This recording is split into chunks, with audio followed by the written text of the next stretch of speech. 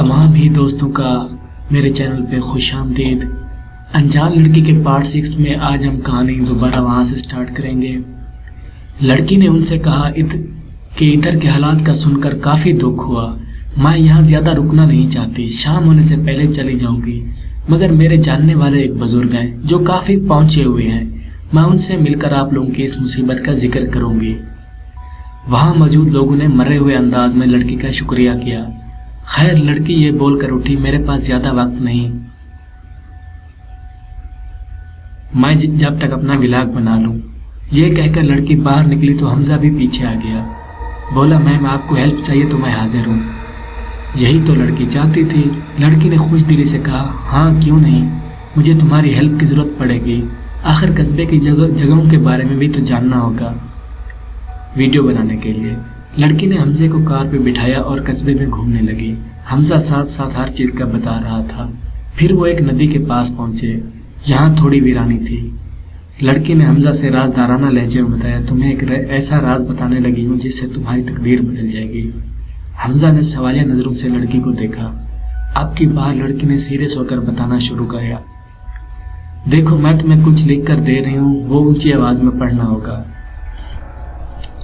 फिर लड़की ने पिछली सीट से एक किताब निकाली और उसे खोलकर एक सफ़े पे कुछ लिखा और हमजे को दिया, ये पढ़ो।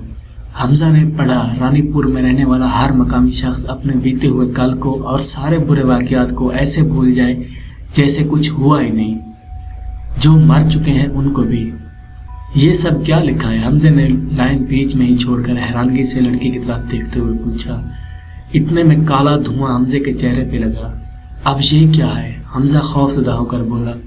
लड़की ने उससे किताब वापस ली, बिना कुछ बोले कार से निकली और कार के अंदर बैठे हमजा से कहा, ये कार अब तुम्हारी है।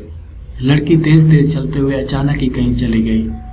हमजा बहुत ही हैरानगी में था। कार मेरी है? वो खुद से हम कलाम हुआ। फिर वो कार से बाहर निकला और थोड़ी देर तक वो दोबारा कार के अंदर बैठा। अब की बार ना वो हैरान था और ना परेशान। वो अपने घर की तरफ चल पड़ा। ना महसूस तरीके से रानीपुर में अमन था, ना कोई मातम था, ना कोई अनहोनी बातें, ना कयास आराया, ना खौफ और डर की बातें।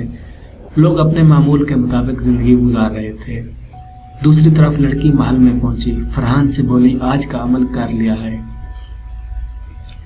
फरहान ने जवाब दिया, हाँ, मंतर काफी मुश्किल थे तुम्हारे लिए। उस लड़की का खून मंतर फूंक कर रखा हुआ है।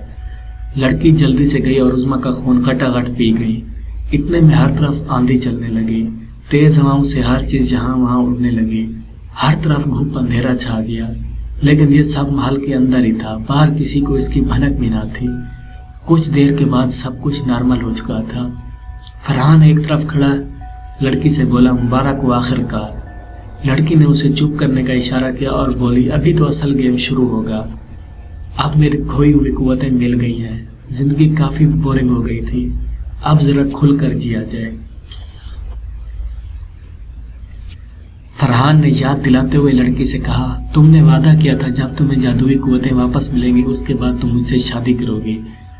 लड़की ने फरहान की बात को नजरअंदाज करते हुए बोला, तुम्हें पता है क्या? नहीं, तुम्हें नहीं पता। रानीपुर बहुत जल्द एक बहुत बड़ा शहर बनने वाला है। फरहान ने चौंक कर पूछा, तुम्हें कैसे पता? और फरहान की बात काटते हुए लड़की बोली, तुम किताब की असलियत का पूछ रहे थे ना? लड़की ने नीचे गिरी हुई किताब उठाई और किताब पे हाथ फेरते हुए बोली, मेरे पास भले ही जादुई कुव्वतें ना थी, मगर ये किताब खुद एक जादू है।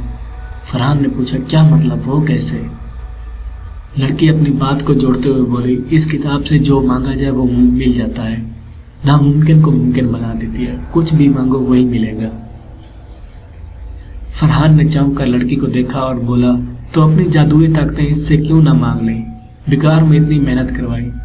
लड़की ने मुंह बनाकर कहा, बड़ी अक्ल वाली बात की, ऐसा होता तो वही करती मैं, मगर ये किताब खुद जादू है, इससे जादू नहीं मांगा जा सकता।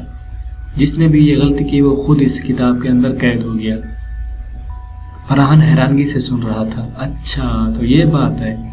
वो लड़की के करीब हुआ, उसके हाथ से किताब लेकर किताब से बोला, मेरी चांदनी से जल्दी से शादी करवा दो। दोस्तों, इस कहानी का ये पार्ट अभी यहाँ पे पॉज कर देते हैं। अगले पार्ट के लिए आप हमारे चैनल को सब्सक्राइब कर लें। जल्द ही अगला पार्ट भी अपलोड कर दिया जाएगा। धन्यवाद।